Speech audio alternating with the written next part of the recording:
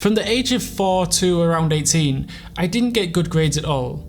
I was lazy and unmotivated, and I would much rather sleep or play video games than spend any amount of time studying. It's maybe no surprise then that I graduated at high school with a 1.3 GPA. Then in 2015 I started studying at university for a bachelor's degree in economics and finance, and I graduated university with a 4.0 GPA.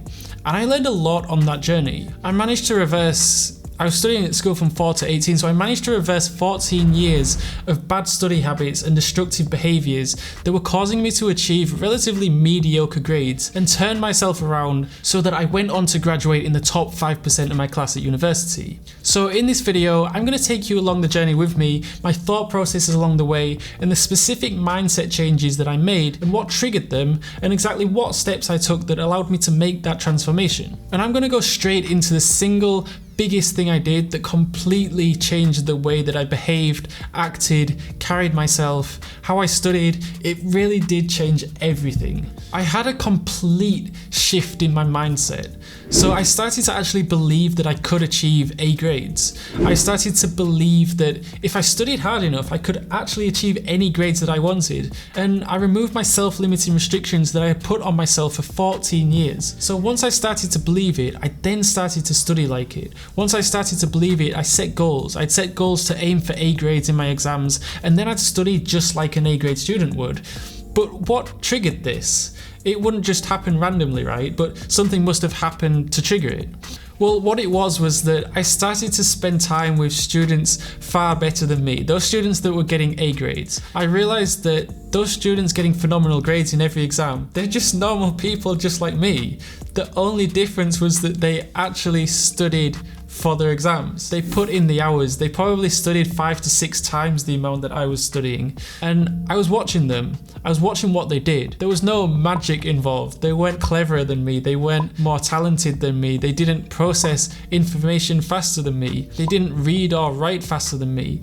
They just put in the work, whereas I didn't. And while they were studying 12 hours a day, sometimes before an exam, I'd be playing video games for 12 hours a day before exams. And it's funny because it's such a basic thing, right? Such a simple concept to understand, that if someone gets good exam grades, then it's probably because they're studying harder than you. But it wasn't until I started watching them that I actually started to really understand that, which is really daft looking back at it. I thought I wasn't getting good grades because I wasn't smart enough or I wasn't capable enough. And being able to remove my self-limiting beliefs, it's an incredibly powerful thing to do. And it's a skill that even after graduating, it's something that I think regularly about. With my work, for example, am I really having the biggest impact that I can have, or am I thinking too small? And Grant Cardone talks about the 10x rule quite often, which is where whatever your goals are, whatever you're aiming for right now, whether it's your grades, whether it's your finances, whether it's the relationships in your life, maybe it's your physical health or your mental health, whatever your goals are, times those goals by 10, because it's very likely that you're thinking far too small. The 10x rule is really about how could somebody take where they're at. If they're making $29 an hour or $15 an hour or $8 an hour, how would you take and 10x all that activity? And then while you're doing that, also 10x your marriage, 10x the kids, 10x your time off. And I was definitely a victim to that. I was thinking far too small. I didn't believe that I was capable of achieving decent grades, therefore I didn't even try. And it was a self-fulfilling prophecy. And so to anyone watching this who is in a similar position to me where you don't really believe that you're capable of achieving incredible grades, I hope this video goes some way into showing you that if I can do it, and there's nothing particularly special about me, so if I can do it and I can completely turn my grades around, then I'm absolutely sure that you can too. Another thing I did that helped me make that transformation was I took extreme ownership of the situation that I was in. I began to self-reflect. I started being brutally honest with myself and ask, why am I not getting decent grades? Why am I not prioritizing my studying over other things? And it's really easy to blame the teachers or to blame the education system or blame your parents or friends or the financial situation that you're in. It's really easy to blame other people, but that doesn't fix the problem. If you continue blaming everyone else but yourself, then the problem is never going to go away.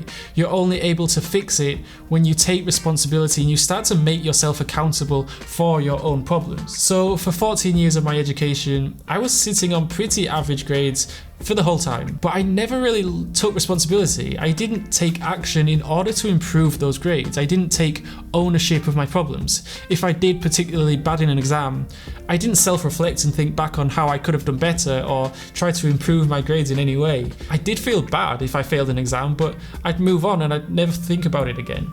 I never learned. I think that was my problem. I never learned from my mistakes, so I kept making them again and again and again. And Jocko Willink talks quite a lot about extreme ownership. In fact, he's written a book about it. It's called Extreme Ownership. Whether he coined the term or not, I don't know. But he explains how our ego is the biggest obstacle because we don't want to take the blame for when things go wrong. We want to blame everyone else. Take ownership of everything in your world, the good and the bad. Take ownership of your mistakes, take ownership of your shortfalls, take ownership of your problems, and then take ownership of the solutions that will get those problems solved. And it's such an important message, it's such an empowering message, because if there's something in your life that maybe you're not financially where you want to be, or maybe you're not healthy or as fit as you'd like to be, taking extreme ownership really does give you power and lets you take back control so you can then take massive action in fixing those problems. So whatever problems you have in your life, there's a very, very, very good chance that if you change your actions, you can then fix that problem. One of the biggest differences between how I lived my life at high school and how I lived my life at university was that I used my time so much more wisely at university. I remember I used to play video games, sometimes 14 hours a day, and obviously that left me very little time to do anything else. In 2015, researchers at Cambridge University studied 845 pupils from secondary schools in Cambridgeshire and Suffolk in the UK, and they found that 14-year-olds who spend just 1 hour a day on screens during their leisure time score 9 fewer points at GCSE when the sum of their grades is calculated, and that's the equivalent of dropping 2 grades, so from a B grade to a D grade. And 2 extra hours results in 18 fewer points at GCSE. They saw a negative correlation between screen time and grades, so the more hours a student spent in front of the TV or video console, for example, or their phone, the lower their grades would be. And so Kirsten Corder, the author of the report at Cambridge University, pretty much summed it up saying, spending more time in front of a screen appears to be linked to a poorer performance at GCSE.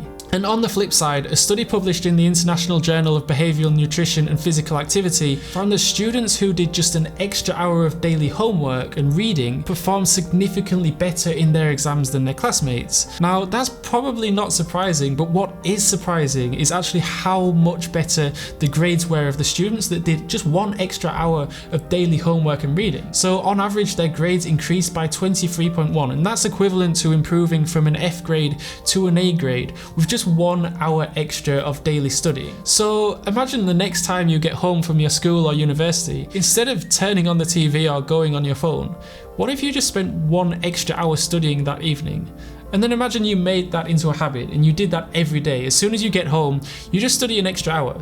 That's 1 hour of studying. Providing you make it worthwhile and you're focused the entire time, it can significantly help boost your grades in the long term. And the studies certainly back that up. But screen time isn't all bad. Honestly, one of the most effective tools I used at university was YouTube. So it's kind of weird advice, but consider watching more YouTube. And what I mean by that is, anything that I didn't understand, whether it's a concept that the lecturer explained but I didn't quite understand it, or terminology in a book, for example, that I didn't quite understand, I would just type these into YouTube and there'd be so many easy to follow videos on that particular subject. Now, it's probably dependent on what subject or what degree you're studying. So I studied economics and finance, and there are literally millions of videos on YouTube on those subjects. So YouTube was incredibly helpful for me in helping me understand my course on a far deeper level. But also it's nice to break up a study session by watching educational YouTube videos. It can be quite tedious reading thick textbooks for hours on end, so breaking them up with educational videos helps keep things interesting and keeps you focused. And that's a really useful productivity tip, just in general. In order to be able to study for longer while staying focused, if you're reading a relatively boring textbook, then split the study session up. Instead of spending 5 hours reading that boring textbook, consider breaking it up by watching some educational YouTube videos, by creating color-coded mind maps, for example, or turning on some quiet background music, or changing the scenery and maybe moving to a coffee shop or going outside to study. And if you like this video, last week I made a video similar to this, going through the 7 most effective habits of high-performance students. You can click on the video on the screen to watch it. They were the most powerful daily habits that I observed high-performance students at university implementing into their daily lives, which directly helped them achieve A grades consistently. And judging from the comments and the number of views that it got, you guys loved that video, so I'm aiming to make more of those in the future. And so I'll see you over in that video.